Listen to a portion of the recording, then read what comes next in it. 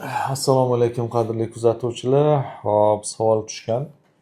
Grija operatsiyasi bo'lgan ayollarda qanchadan keyin farzand ko'rsa bo'ladi degan. Endi bu bemorning holatiga bog'liq, qancha grija massasi chiqqaniga bog'liq, disk holati, bitta faktorlar ko'p.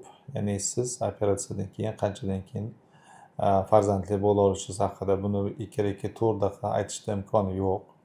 Chunki hamma individual, har bitta bemor chiqqan grija hammada bir xil degani emas. Diskini holati ko'riladi. Agar operatsiya vaqtida diskni ko'p qismi funksiyasini yo'qotgan bo'lsa, unda ko'proq vaqt, kamida 5-6 oy vaqt talab qilinadi. Ya'ni organizm o'zini tiklab olishi uchun.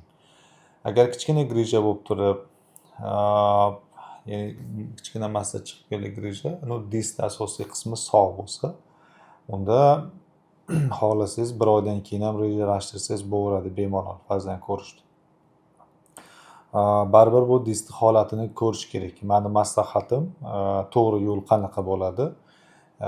3 oydan keyin bir qayta ko'rikka kelish kerak. Agar belda og'riq bo'lmasa, hammasi yaxshi bo'lsa, hech narsa bezovta qilmasa, odatda 3 oydan keyin men rekomendatsiya beraman, bemorlar farzandli bo'lsa bo'ladi.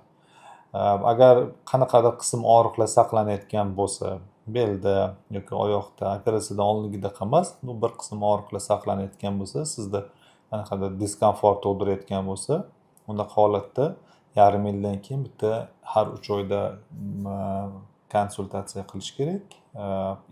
Yarim yildan keyin bitta kontrolniy metodda ko'rishimiz kerak. Ya'ni grijani eritib chiqqan darvozasi yopildimi, yo'qmi, disk holati qanaqa, disk o'zida yallig'lanish bor yo'q, umurtqani o'zida yallig'lanish bor yo'q, bularni hammasini ko'rib turib, agar og'riqlar shunda ham davom etayotgan bo'lsa, ya'ni grijani eritib chiqqan darvozasi bitmagan bo'lsa, unda holatda bitqizib, gimnastikalar qilib, keyin homilador bo'lgan yaxshiroq. Chunki homiladorlik vaqtida yana og'riqlar kuchayib ketsa, o'zingiz qiynalasiz.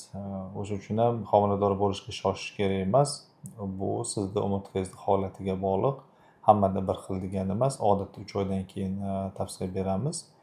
Lekin bu har bitta bemorda holatidan kelib chiqqan holda hal qilinadigan narsa.